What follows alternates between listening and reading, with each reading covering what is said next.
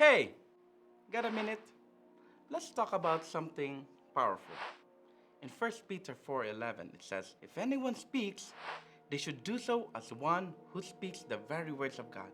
If anyone serves, they should do so with the strength God provides, so that in all things God may be praised through Jesus Christ." This verse reminds us that when we speak or when we serve, it's not about us. It's about letting God's power flow through us.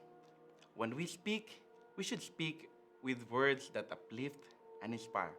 When we serve, we should serve with the strength and grace that God provides. In every word, in every action, our goal is to give glory to God. At the end of the day, it's not about what we can do, but it's about what God can do through us. Thank you for your time. God bless you.